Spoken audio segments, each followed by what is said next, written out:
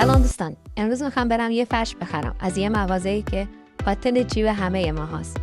با این صحنه مواجه شدم، گفتم برای شما هم بذارم که لذت ببرید.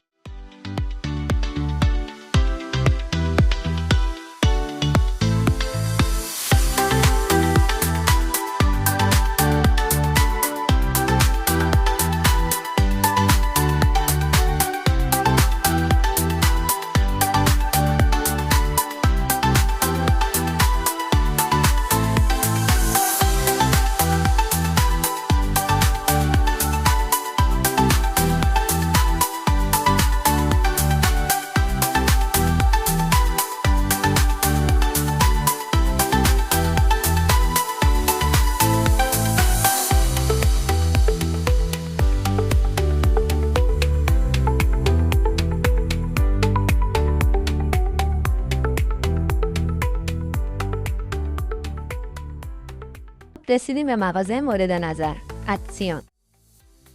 مغازه‌ای که وقتی داخلش میری هر چیزی که میبینی نظرت جلب میکنه، چون فکر میکنه قیمتش مثل اسمش خیلی ارزون هست.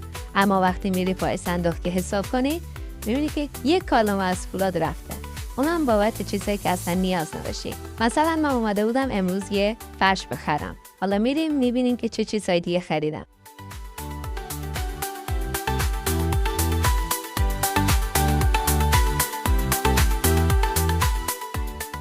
اینجا نظرمو این لیوان جذب کرد و به لیست خریدم اضافه کردم و یکی از اینا گرفتم.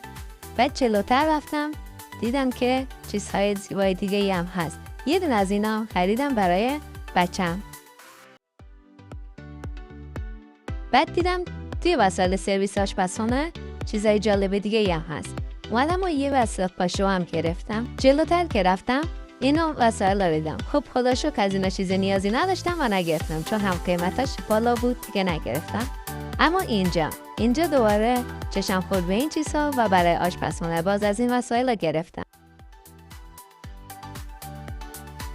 اینجا هم که وسایل ابزار هست که اگر آقایون بیان اینجا حتما از اینجا یه چیزی میگیرن. خب خدا رو شکر امروز من تنها بودم و هیچی از اینجا نگرفتم. اینجا بخش وسایل ماشین و دوچرخه هست که من چیزی نیاز نداشتم و نگرفتم. شما میتونید انواع اقسام وسایل مورد نیاز ماشین از اینجا بگیرین. واقعا وقتی قیمت ها رو میبینی فکر میکنی که اینا هیچی نیست، بیا بگیریم. اما وقتی میری پای صندوق که حساب کنی میبینی یک کالم از پولات بابت چیزایی رفته که اصلا نیازشون نداشتی. اینجا هم چشم به این خورد و یکی از این دستگاه گرفتم.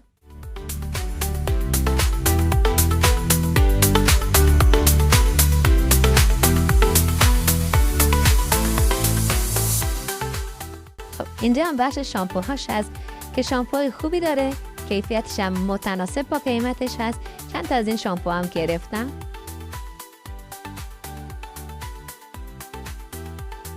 یه دونه هم از این بسته ها برای آشپزخونه گرفتم.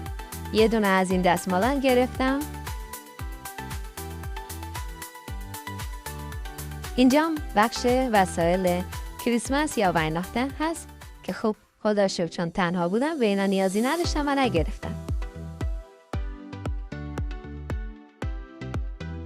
یک بسته پودر لباشی گرفتم.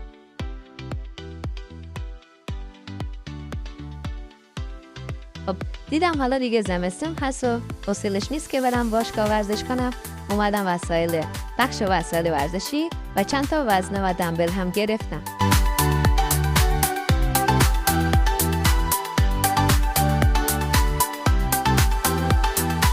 یکی از دوستان میخواست بره ایران، چند تا از این زانوبند هم برای پدر و مادرم هم گرفتم. این بود تجربه خرید من از اتسیون. دوستان عزیز، شما هم اگر تجربیات خاصی دارین دوست دارم با ما به اشتراک بگذارید.